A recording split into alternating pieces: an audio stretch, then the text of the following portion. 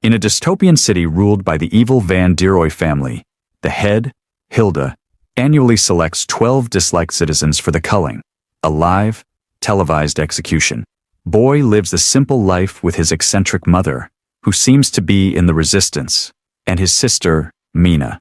The siblings often spend time together at the arcade or watching TV. Mina dreams up wild escape plans and mocks Hilda's statue. She's the reason everything's the worst. Tragically, Boy and Mina are chosen for the culling. Boy watches as Hilda kills his family and is left for dead in the jungle.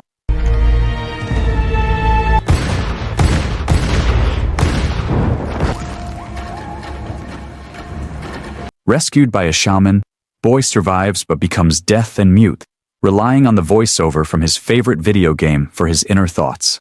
The shaman trains him to one day kill Hilda and get revenge.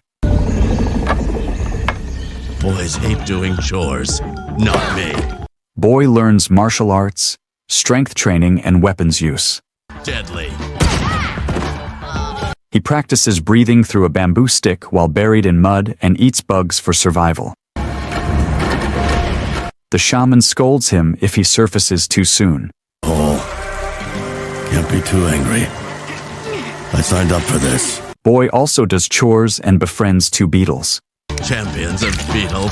He is frustrated by the shaman's limited food supply. Occasionally, the shaman gives him hallucinogens to help him remember his goal. Shaped for a single purpose. To kill Hilda van der Rohe. Causing him to see strange visions. Boy visits the city to practice lip reading and carries a note explaining his condition. He often sees visions of Mina, unable to move on. Over the years, he pushes his body to the limit, becoming stronger as his training intensifies. I will kill Hilda van der Rohe. During a practice fight, Boy nearly defeats the shaman but gets distracted by a vision of Mina, leading the shaman to conclude he isn't ready. You are not ready, boy. Boy tries to meditate to banish Mina's hallucination but fails.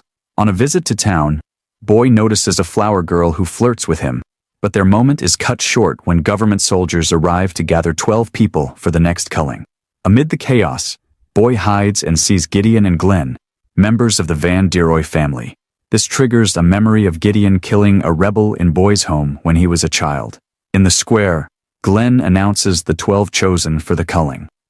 To the Van der Rohe dynasty by making an example. 12 lucky volunteers for the big show tonight. He harasses a poor family, and when a woman insults him, he shoots her, causing chaos. What the fuck is wrong with you? Gideon calls enforcer June 27th, who kills a man with an axe and silences others who complain.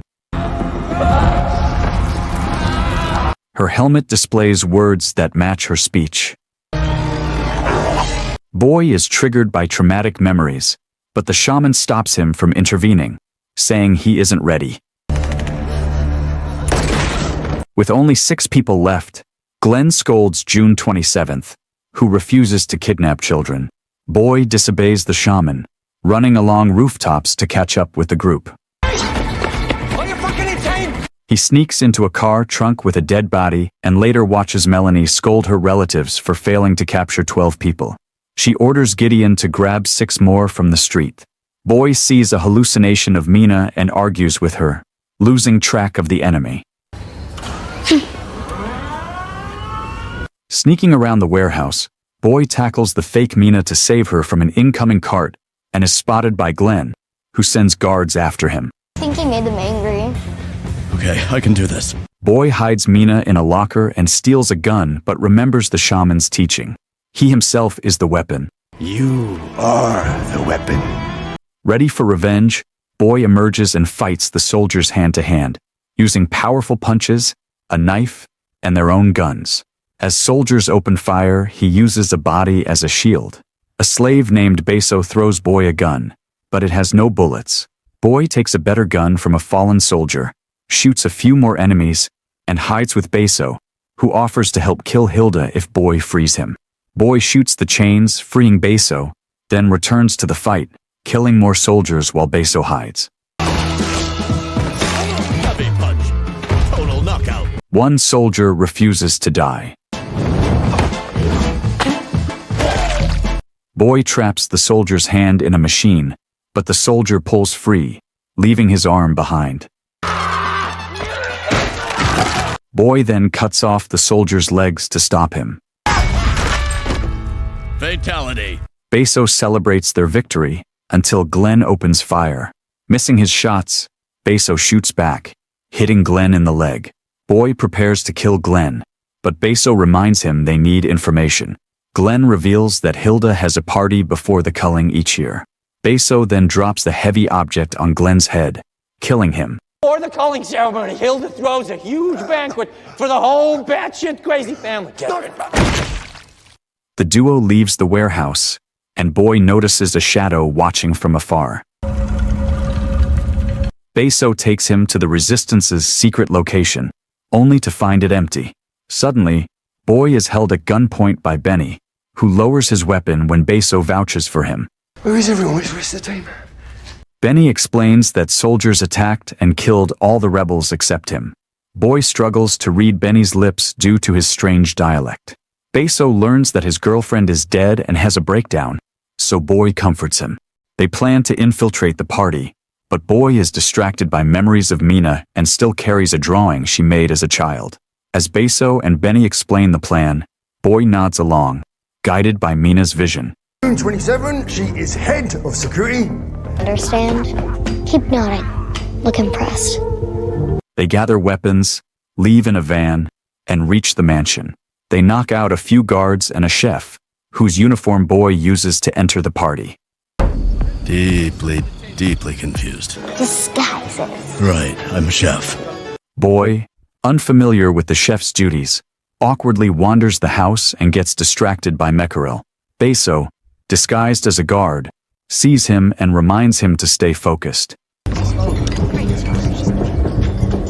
Seeing Hilda nearby, Boy is driven by revenge. He goes to the kitchen, removes his chef uniform, and fights the workers using a cheese grater.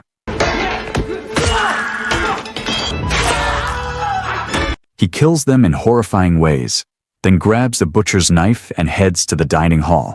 He kills a guard and decapitates the person at the head of the table, thinking it's Hilda, only to realize it's the wrong person. Gideon appears with guards and explains that the people at the table are actors, used to lure resistance members. Paper for idiots! Boy takes Gideon hostage, but June 27th hits him from behind, allowing Gideon to escape. Boy and June 27th engage in a vicious fight, using anything they can reach.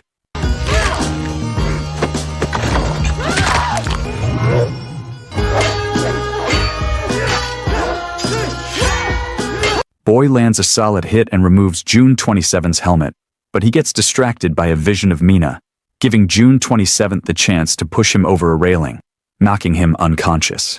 Boy has nightmares about his past, his mother and sister's execution, losing his tongue, and being hung from a tree. He remembers the shaman saving him and training him for vengeance. When Boy wakes up, he's tied to a chair, with June 27th punching him, demanding to know the shaman's location. Boy mouths an expletive at her, and she angrily throws an axe near his head. No, she got it. Gideon takes over, expressing frustration with the torture and the culling. I'm tired of this culling shit just as much as you are. He offers Boy a cigarette, which Boy eats. Gideon explains that Hilda has become paranoid and murderous, killing innocent people instead of enemies. He promises to end it all if Boy reveals the shaman's location, but Boy refuses, and Gideon hits him. Town, motherfucker! Huh? Melanie arrives, paints Boy's lips, and announces that he'll be the main star of the culling. Take him to the studio. Boy is tied up in the studio and given a shock collar. He asks the hallucination of Mina why she didn't let him kill June 27th, but she doesn't know. I don't know. The show begins. Welcome to the culling. Hilda appears, rambling in paranoia instead of reading the teleprompter. Seeing a shadow in the audience, she pulls out a gun, prompting Melanie to send guards to take her away. What cleanses our city? Boy remembers that Gideon hid a scalpel in his pocket and starts cutting the ropes. Meanwhile, Melanie announces this year's culling theme, a winter wonderland. Serial mascots and demonic elves, disguised killers, start gruesomely murdering the 12 participants, covering the fake snow in blood. One attacker comes after Boy, but he uses his legs to bring them down and free himself. Let's get the whole body in the shot. As Boy heads to the stage, Melanie activates his shock collar, incapacitating him. Camera 2, zoom in tight. For elves hold him down for a goat man to kill. But instead, the goat man kills the elves. He reveals himself to be Beso. So many questions. Benny bursts in, shooting, causing the crowd to panic. Melanie ends the transmission while Gideon smiles as the crowd flees. Benny continues shooting enemies as Beso explains how they snuck in wearing soldier uniforms to find Boy. Boy struggles to understand Benny's lip reading, imagining funny details like flowers and strange animals. Then he gives Boy a brass knuckle gun that fires bullets when he punches. The trio springs into action, easily killing enemies behind the scenes. Meanwhile, Melanie, realizing Gideon's plan, points a gun at him as he tries to leave. The fight continues as Boy battles a serial pirate mascot, using his brass knuckle gun and a carrot from a snowman. Running out of bullets, Benny throws him a clip. Boy reloads, then punches and shoots the pirate's face simultaneously. He sees Mina, who looks scared of his violent side. Melanie tries to shoot Boy, but Benny tackles him, taking the bullet instead. Beso fires back, scaring Melanie into hiding. Then he dies in Boy's arms, saying something Boy can't understand. Melanie sneaks around and shoots Beso before targeting Boy again. I'm a goddamn broadcast miracle worker. Boy uses a pineapple mascot as a shield, rolling it to knock Melanie down and capture her. He ties her to a chair and pushes a camera towards her, killing her instantly. Checking on Beso, Boy finds him alive but weak. Determined, they move through the hallway, encountering more guards. Beso struggles to walk, so Boy kills every guard in their way, fueled by memories of his family's death.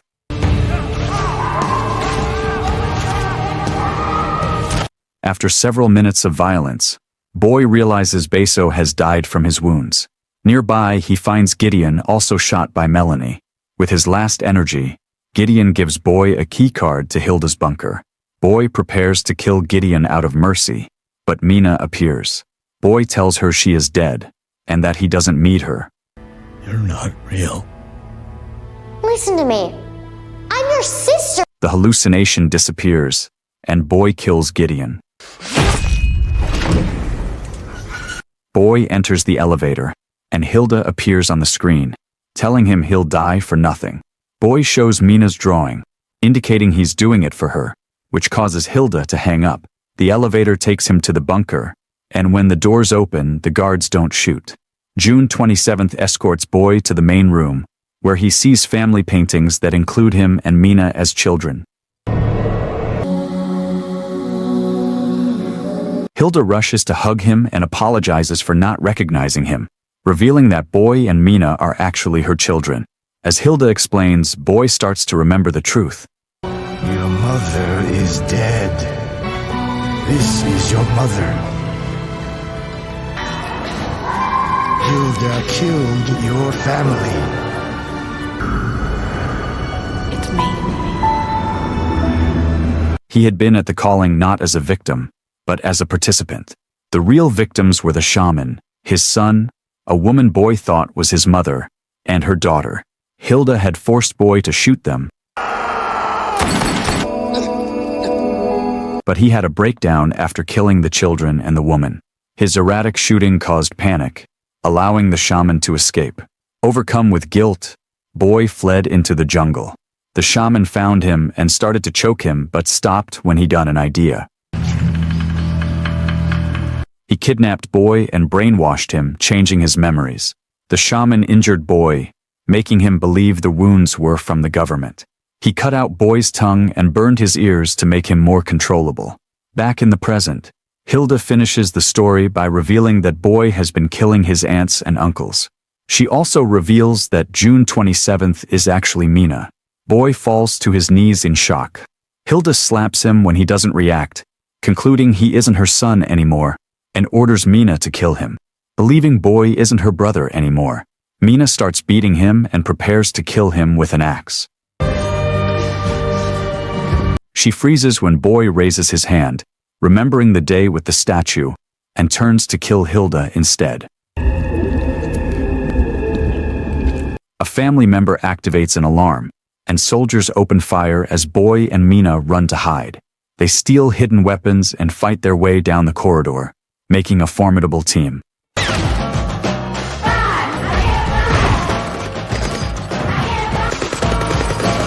Three guards with heavy weapons arrive, and Mina gets wounded but is fine. They use a soldier as a shield to reach the guy with the Gatling gun, whom Mina pulls down while Boy kills him.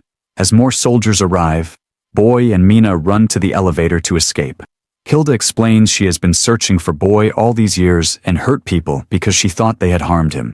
Suddenly, the elevator is called to a different floor, and when the doors open, they see the shaman using sign language. The shaman tells Boy to kill Mina because she's part of the evil family, but Boy refuses. Hey, motherfucker! Mina quickly attacks the shaman, landing a few hits, but he overpowers her.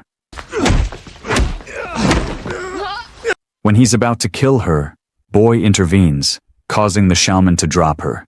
The siblings attack together, but the shaman fights dirty and injures them badly. He headbutts Mina, shattering her helmet and making her bleed heavily. Boy now fights the shaman alone. He steals the shaman's necklace and uses it to cut him multiple times.